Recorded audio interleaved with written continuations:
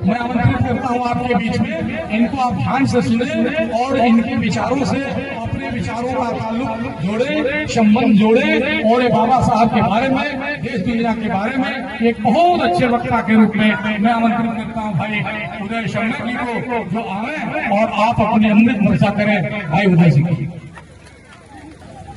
Sohan park की इस पावन धरा पर आयोजित बाबा भीमराव अम्बेडकर साहब के 134वीं जन्म जयंती पर इस शानदार समारोह में मंच पर आसीन हमारे बड़े भाई समाजसेवी आदरणीय श्री रुदल त्यागी जी मंच का संचालन कर रहे और प्रखर वक्ता सर्वोदय इंटरमीडिएट कॉलेज में प्रवक्ता आदरणीय श्री राजेश महंत जी, इस कार्यक्रम का सुंदर आयोजन करने में अपनी महत्वपूर्ण भूमिका को अपने मजबूत कदमों पर लेकर के चलने वाले आदरणीय श्री वसंत कुमार जी, इस ग्राम सभा सोहन पार्क और घाट पारानी के सभी बाबा साहब भीमराव अम्बेडकर के अनुयायी जो उन्हें अपना भगवान मानते हैं, जो उन्हें अपना मसीहा मानते हैं, जो इतनी देर रात तक उनके सम्मान में उनके जन्म जयंती पर आयोजित इस समारोह में अपना महत्वपूर्ण समय दे रहे हैं। मैं आप सभी का बहुत बहुत स्वागत करता हूं, अभिनंदन करता हूं, सम्मान करता हूं। शाम को ऐसा लगा इस कार्यक्रम में कि ये कार्यक्रम कहीं ना कहीं हो पाएगा कि नहीं हो पाएगा, ये संदेह बन गया, मौसम प्रतिकूल हो गया, लेकिन यहाँ पर तो गुब्बारे बिल्कुल उसी तरह से दिख रहे हैं। हम लोग जिस कार्यक्रम में गए थे वहां एक भी गुब्बारा नहीं था, सब उड़ गया था। आयोजक बड़ी परेशान थे कि इतना सजाया संवारा गया था, घंटों बचा कुछ भी नहीं, लेकिन मैं समझता हूं कि भाई बसंत जी जहां रहेंगे वहां सब बच जाएगा। जब से ये रात बुझदिल हो गई है, दिए की जंग मुश्किल हो गई है। जब से ये रात मुश्किल हो गई है, दिए की जंग मुश्किल हो गई है, और चरागों को जरा सा होश ला दो, हवा कुछ और कातिल हो गई है, हवा कुछ और कातिल हो गई है। और मुझे लगता है कि अगर जज्बा जुनून संकल्प प्रबल हो और पुरुषार्थ प्रबल हो तो दृश्य इतना खूबसूरत बना रह जाता है। 11-12 बजे रात में भी बहुत सारे कार्यक्रम स्थल विरक्त हो चुके हैं जनमानस से, लेकिन सोहन पार्क में वहां से चला, मैरौना कार्यक्रम से भाई राजेश मान जी भी थे, रुदल भैया भी थे, तो मुझे लगा कि सोहन पार्क का कार्यक्रम पूरी तरह से खत्म हो चुका है, अब केवल जाकर के हम लोग को सिग्नेचर प्रेजेंट सब करके चल देना है। लेकिन यहाँ आने के बाद पता चला कि नजारा तो सब बचा हुआ, सब बिल्कुल वही दृश्य है, वही खूबसूरती है। बाबा साहब भीमराव अम्बेडकर साहब ने केवल हम लोगों के लिए संविधान की रचना ही नहीं की, लेकिन जो दिशा बनाया, जो एक मार्ग दिया, जो समाज को जगाने का प्रयत्न किया, उसका प्रतिफल आज हमारे आंखों के सामने दिख रहा है कि हम खुले मन से अपने विचारों को साझा कर पा रहे हैं। हम शिक्षा के क्षेत्र में, सामाजिक कार्यों के क्षेत्र में, हम कला संस्कृति के क्षेत्र में, हर विभाग में हमारे बच्चे आगे आ रहे हैं। अभी छोटे छोटे बच्चे, युवराज ने बड़ा अच्छा अपनी बातों को रखा, 2 ही लाइन बोला लेकिन बड़ा सुंदर बोला। इन बच्चों की जो जिज्ञासाएं हैं, जो कहीं दबी हुई थी, आज बाबा साहब भीमराव अम्बेडकर साहब के संविधान के लिए है कि हमारे बच्चे खुल करके अपनी बात रख रहे हैं, अपनी बात कह रहे हैं। बाबा साहब भीमराव अम्बेडकर ने शिक्षा के ऊपर बल दिया था, और शिक्षा के ऊपर बल इसलिए दिया था क्योंकि वो जानते हैं कि अमीरों की ताकत उनके पास रुपया है, अमीरों की ताकत उनके पास धन दौलत संपत्ति है, अमीरों की ताकत उनके पास बंदूक है, उनके पास पिस्टल है, लेकिन गरीबों की ताकत केवल शिक्षा है, केवल एजुकेशन के दम पर ही वो कोई लड़ाई लड़ सकते हैं। और उन्होंने कहा कि अगर अपने अधिकारों के लिए जीवन में सम्मानित तरीके से जीना चाहते हो तो तुम्हें अपने अधिकारों के लिए लड़ना पड़ेगा, और यदि अपने अधिकारों से लड़ना चाहते हो तो इसके लिए तुम्हें पढ़ना पड़ेगा, क्योंकि शिक्षा में ही वो ताकत है जो तुम्हें सही गलत का फर्क होना समझा पाएगी। शिक्षा में ही वो ताकत है जो तुम अन्याय का विरोध कर पाओगे। शिक्षा में ही वो ताकत है जो तुम्हें ये ज्ञान दे पाएगा कि तुम्हें सही क्या है, गलत क्या है, अपने जीवन में दिशा और दशा कैसे तय करना है। डॉक्टर बी आर अम्बेडकर साहब विद्यालय से जब घर आए तो अपनी मां से कहा कि मां, मैं स्कूल जाता हूं तो मुझे स्कूल के अंदर बैठने नहीं दिया जाता है, ऐसा क्यों होता है? तो मां ने कहा कि बेटा, स्कूल के अंदर बैठने के लिए तुम्हारा स्थान नहीं है। स्कूल में अंदर बैठने के लिए दूसरे लोगों के स्थान बनाए गए हैं, तुम बाहर ही बैठ के पढ़ना। B.R. अम्बेडकर साहब ने कहा कि मां, अब मैं जब तक खुद विद्यालय के अंदर बैठने की व्यवस्था नहीं करूंगा तब तक शांति से नहीं बैठूंगा। पढ़ाई करने के बाद हिंदुस्तान में जब आए, एक पत्रकार अमेरिका से पहुंचा मिलने के लिए, तो उन्होंने कहा कि तुम आराम करो, सुबह तुमसे मुलाकात होगी। रात के 2 बजे पत्रकार जब नींद खुली तो वो गया तो देखा कि B.R. अम्बेडकर साहब पढ़ रहे थे। तो उसने पूछा कि महाराज, आप कह रहे थे कि सुबह मुलाकात होगी, आपके पास इतना समय है, इस समय भी जग करके आप पढ़ रहे हैं। B.R. अम्बेडकर साहब ने कहा कि मैं इतनी रात को इसलिए जगा हूं कि मेरा समाज सो रहा है, और जब तक मेरा समाज नहीं जग जाएगा तब तक मैं जगता रहूंगा। इस समाज को जगाने का जो प्रयत्न किया उन्होंने, भाई राजेश महंत जी ने कहा कि आपके 130 प्रतिनिधि हैं जो संसद में बैठे हुए हैं, लेकिन वो अपनी आवाज को जब उठाना होता है तो पीछे बैठ जाते हैं। लेकिन एक शेर जब संसद में अकेले आपका नेतृत्व कर रहा था तो वो जो चाहता था आपके हक की लड़ाई मनवा लेता था आपके वक्त अपने कदम पर। और चाहे वो ऑस्ट्रेलिया का पार्लियामेंट हो, चाहे वो साउथ अफ्रीका का पार्लियामेंट हो, चाहे अमेरिका का पार्लियामेंट हो, चाहे हिंदुस्तान का पार्लियामेंट हो, जब B.R. अम्बेडकर साहब बोलते तो किसी की हिम्मत नहीं होती कि उसमें बीच में बोलने को। ये उनकी शख्सियत थी, उनकी विद्वता थी। और उस व्यक्तित्व का विरोध करने का किसी के पास कोई सार्थक प्रोविजन नहीं है, क्योंकि उन्होंने ऐसा कुछ किया ही नहीं जिसका विरोध किया जा सकता। जब तक समाज का हर एक व्यक्ति, निचला तबका जो है उसका विकास नहीं हो जाता है तब तक देश का विकास नहीं हो सकता। इसकी परिकल्पना हुई ही है, और उन्होंने हर व्यक्ति को विकसित करने का माध्यम तैयार किया। उन्होंने कहा कि हर कोई जब तक मुख्य धारा में नहीं आएगा, जब तक हर कोई शिक्षित नहीं होगा, जब तक हर कोई अपने विकास और उन्नति की बात नहीं करेगा, तब तक देश का विकसित होना संभव नहीं। ये भी तो कहा उन्होंने।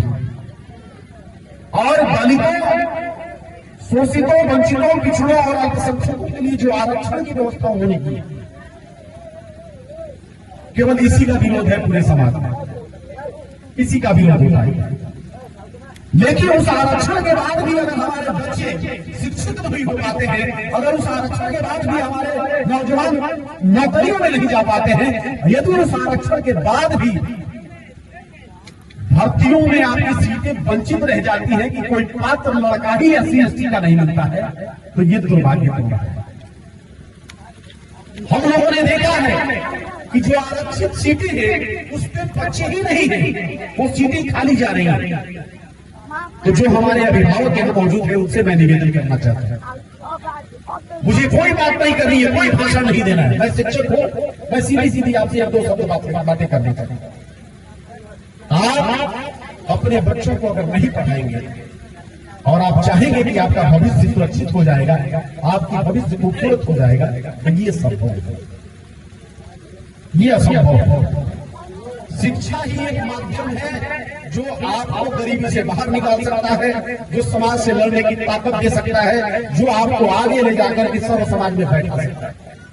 इसके सिवा दूसरा कोई माध्यम नहीं है। जो माताएं बहनें यहाँ मौजूद हैं, इस तरह के बात कहने से आप अपनी जिम्मेदारियों से वंचित नहीं हो पाएंगे। आज बेटियों के लिए सबसे ज्यादा B.R. अम्बेडकर साहब ने बेटियों के लिए किया, महिलाओं के लिए किया, क्योंकि जो कॉन्स्टिट्यूशन पहला बना था उसमें महिलाओं को वोट देने का अधिकार नहीं था।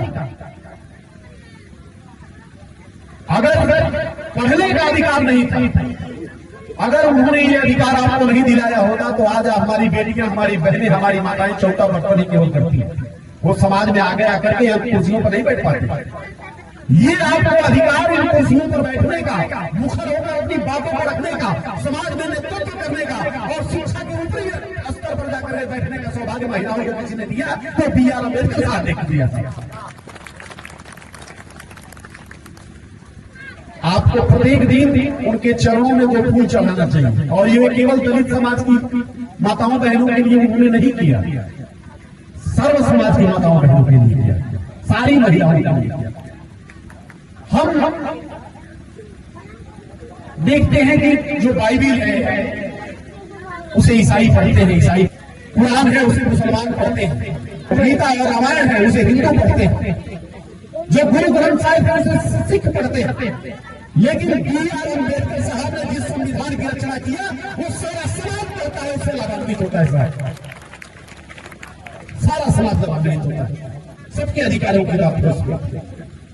और एक लोहा जिसको हम लोग कहते हैं, लोहा जो हम आते हैं खरीदने वाले, तो वो हमारे घर से खरीद के ले जाते हैं 50 रुपए में, और उसी लोहा को आग में तपा करके पीट करके बनाते हैं, नाल लोहा बिकता है 500 रुपए में, और उसी लोहे को फैक्ट्रियों में ले जाकर के वो घड़ी बनाते हैं जो बिकता है 1,00,000 रुपए में। जो जितना तपेगा उसका महत्व उतना ही बढ़ेगा, जो जितना परिश्रम करेगा, जितना प्रार्थना दिखाएगा, जितनी अपनी योग्यताओं को प्रस्तुत करेगा, उसकी कीमत उतनी ही बढ़ेगी। सारे काम छोड़ दीजिए, कॉपी किताब उठाइए।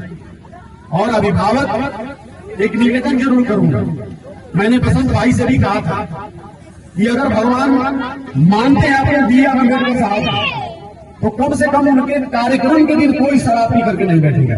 मैंने निवेदन किया था इससे। और एक चीज और निवेदन कर रहा हूं, इस पढ़ा लिखा तबका, संपन्न परिवार, लाखों अरबों करोड़ों में खेलने वाला व्यक्ति दूध पी रहा है, वो छाछ पी रहा है, वो काजू किशमिश बादाम खा रहा है, वो फल फ्रूट्स खा रहा है, और हम दिन भर परिश्रम करते हैं और शाम को शराब पी लेते हैं। और शराब पी करके दरवाजे पर जाकर के अपने बच्चों को चाहेंगे कि हम उनको कलम किताब पढ़ा दे हाथ में, जो आपका बेटा कदापि कलम किताब नहीं पकड़ेगा।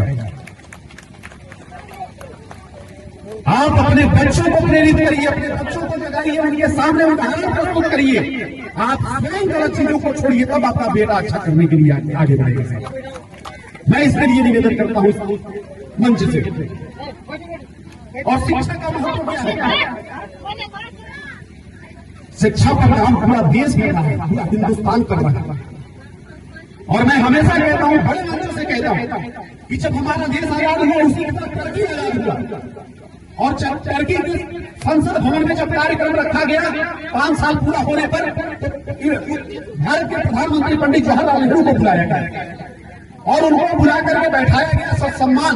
जब पंडित जवाहरलाल नेहरू को बोलने की बात आई तो वो उन्होंने कहा कि हमारा देश बड़ी तेजी के साथ विकास कर रहा है, हम बड़ी तेजी के साथ विभिन्न क्षेत्रों में काम कर रहे हैं, हम नेशनल हाईवे बना रहे हैं, हम एटॉमिक पावर सिस्टम बना रहे हैं, हम फैक्ट्रियों का निर्माण कर रहे हैं, हम बड़े बड़े कल कारखाने बैठा रहे हैं, हम बड़ी तेजी के साथ हमारा देश आगे बढ़ रहा है। लेकिन जब टर्की में कमाल पाशा जो वहां के नेता हुआ करते थे, उनको धन्यवाद ज्ञापित करने का अवसर मिला तो उन्होंने कहा कि हम अपने देश में ऐसा कुछ भी नहीं करेंगे, क्योंकि पीएम पंडित जवाहरलाल नेहरू जो बात अपने देश में कर रहे हैं वो मशीनों का काम है, वो ठेकेदारों का काम है। हम अपने देश में कल कारखाने नहीं बैठा रहे हैं, हम अपने देश में हाईवे नहीं बना रहे हैं, हम अपने देश में एटॉमिक पावर सिस्टम को नहीं बैठा रहे हैं, हम अपने देश में शिक्षा पर काम कर रहे हैं, हम अपने देश में स्कूल खोल रहे हैं, हम अपने देश में अच्छे शिक्षक तैयार कर रहे हैं, हम अपने देश में मोहब्बत पर काम कर रहे हैं, हम अपने देश में आपसी भाईचारे पे काम कर रहे हैं। क्योंकि जब हमारा देश आपसी भाईचारा में जीने लगेगा, जब हमारा देश स्कूलों की तरफ बढ़ेगा, जब हमारे देश में अच्छे शिक्षक पैदा हो जाएंगे तो हमारा देश तो ऐसे ही विकसित हो जाएगा। तो जीवन को परिवर्तित करना है, परिवार को बदलना है और अपने बच्चों का उज्जवल भविष्य करना है, तो सबसे पहले अपने बच्चों को हाथ पकड़ करके विद्यालय के दरवाजे पर लेकर कर छोड़िए, जबरदस्ती छोड़िए, सारे काम बंद कराइए उनके स्कूल के समय में। स्कूल का जो समय है उसमें अपने बच्चों को जिम्मेदारियां मत दीजिए, उनको केवल एक ही काम करिए, तुमको कुछ नहीं करना है, केवल स्कूल जाना है। आप अपने बच्चों को पढ़ाइए, तो पढ़ेगा बच्चा, उसको बाद सर्टिफिकेट होगा, उसका नॉलेज होगा, तभी तो कोई उसको जगह नहीं देगी। Doctor B.R. अम्बेडकर साहब के आरक्षण का जो प्रावधान है उसका क्या लाभ आपने लिया? कुछ नहीं लिया। गिने चुने चंद लोग आपके समाज के नौकरियों में हैं, तो फिर आरक्षण का लाभ क्या मिला? जिसके लिए वो व्यक्तित्व हो आपका मसीहा हो भगवान, आपके हर भावों के लिए सर्वसभा से गालियां सुनता रहा, उसके उद्देश्यों को आपने पूर्ति नहीं होने दी, उसको अधूरा कर दिया। आपने अपने बच्चों को पढ़ाया होगा तो आज आपका समाज अग्रिम पंक्ति में खड़ा होकर के नेतृत्व कर रहा होगा। और भगवान आपके जो B.R. अम्बेडकर साहब ने जिस संविधान का निर्माण करके अपने समाज को अग्रिम पंक्ति में खड़ा करने का जो उद्देश्य नहीं किया था वो पूरा होता हुआ नजर आता है। ऐसा हुआ नहीं।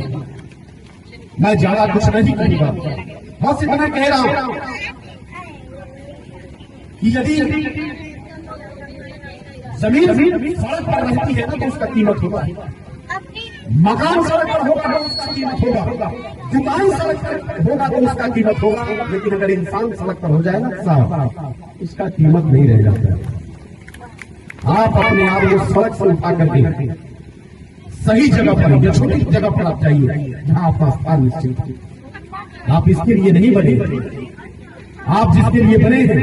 और आपकी लड़ाई जो सैकड़ों साल पहले B.R. अम्बेडकर साहब ने शुरू की थी दलितों के उत्थान के लिए, गरीबों, किसानों, वंचितों, शोषितों के उत्थान के लिए, वो उत्थान भी आपका हो नहीं पाएगा।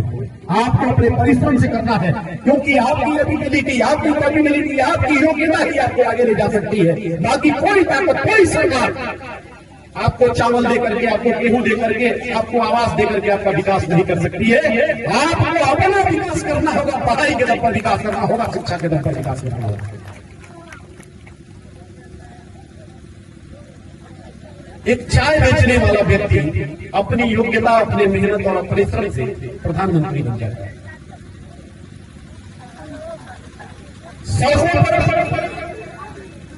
सुबह से शाम तक समाचार पत्र और पेपर बेच करके गुजारा करने वाला व्यक्ति अपने काबिलियत और अपनी योग्यता के दम पर इस देश का राष्ट्रपति APJ अब्दुल कलाम बन जाता है।